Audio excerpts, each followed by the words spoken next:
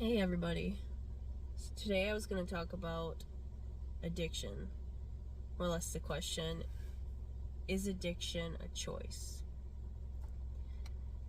And I wanted to start off with a story of the typical addict. So a friend I know, an addict friend, his childhood consists of foster care, abuse, sexual abuse,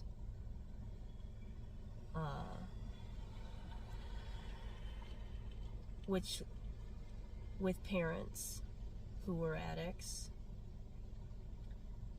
and which led them into an addicted lifestyle.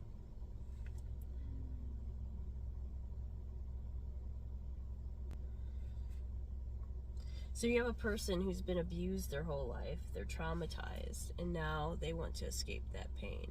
My belief is that all an addiction is the relief from pain. So it's finding temporary relief from pain in something outside of yourself. It's beliefs and behaviors is what the addiction is, the obsession and compulsion. Gabriel says, it's any behavior in which someone finds temporary relief, suffering, consequences, yet cannot give this behavior up. So in that sense, it's shopping, it could be working, it could be eating, it could be drugs also, or alcoholism, but most addictions are not drugs. So the smoker, the cigarette smoker, very much an addict, very much an addicting thing smoking is. But I guess it is a choice to pick that cigarette up, but is it a choice to try to escape the pain? Is the pain a choice? The pain is not a choice, and you can't really blame anybody for this stuff because it's a systematic thing. It's intergenerational. This trauma is being pushed down through the lineages with different traumas added on, making the outcome worse every time, or in a different way. So on one hand, it is a choice. Addiction is a choice. You have the choice to have that release, but the feeling, the underlying reason for the addiction is not a choice. Being traumatized is not a choice. You know, we don't choose in our waking state to be traumatized, typically. I mean, I believe we contract to come down and experience these things and to learn from them. But the choice is in what we do with it. That's where the choice is. So we don't choose to be addicts. We don't necessarily choose to be traumatized, but what do we choose to do with it? Do we choose to learn from it? Do we choose to take it and make it a catalyst for something good? Do we choose to heal from it? Or do we choose to be the victim and let it overtake us and overcome us and put us into this state of perpetual seeking, more? Or we just stop and be here now and realize the beauty in everything and the beauty in the experience, perspective, finding a new perspective, seeing something so traumatic and horrible as a learning experience rather than I was a victim. Because for so long, that's what kept me trapped in an addiction, is seeing myself as a victim and pitying myself instead of, really seeing everything for what it was. Because yes, I was victimized, but I am not a victim. My choice is to stand in my power, take my power back, to be me, to heal. That's the choice, to take what happened to me and use it in a way to drive me to do better for other people. Because now that I've experienced all this trauma, I can help others with it. Now that I've went through what I went through, I can help others go through that and heal from it.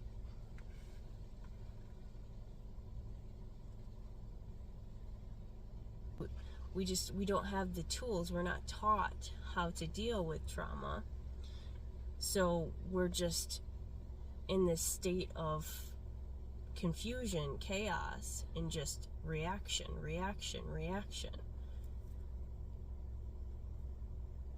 So once we find the tools, we're really able to get to the bottom of why the addiction's there in the first place. What trauma, what feelings am I running from? What pain am I running from? Why is the pain there? Really going deep within inquiry to figure out what these traumas are.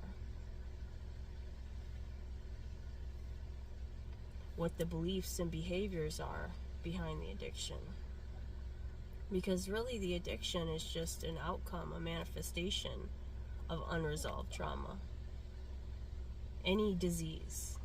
It's like any disease. It's like cancer. It's like depression.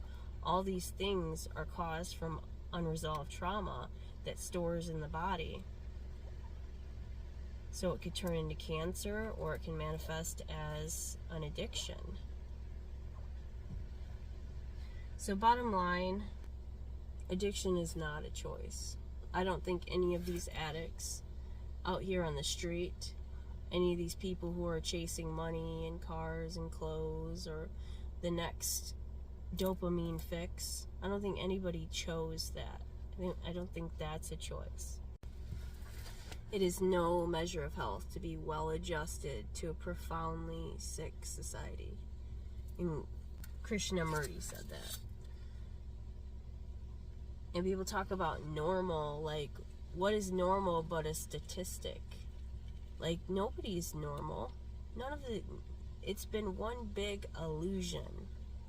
People pretending to be a certain way, pretending to be the normal, when normal is just a statistic.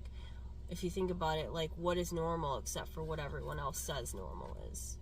If everyone was abusing animals, then that would be normal, but that's not really morally okay. We need to become who we are already. Like, we need to know who we are as individuals and to see our connection with everyone else around us. And this is what I want to help people do. I want to help people move through these things, to learn to do inquiry themselves so that they can heal these addictions, heal these traumas that are manifested in addiction. And I believe that every single person on this planet has issues with this. There's not one person I've met that doesn't or hasn't had issues like this in the past. So this is what I'm going to do. I'm going to help people move through this trauma, whoever wants help with it. I'm building this course right now and this program for people. And obviously I'm still going to do my music and produce music. But this is just going to give more back to people. And it'll be more of an income for myself. So then I can then funnel that back into both businesses to grow and expand. And eventually start the community I plan on starting. Having a piece of land for several different people with a food forest. It's basically a homestead, fully sustainable. But I'll talk about that more. Me and Karen are going to come on here and talk about like our plans for that.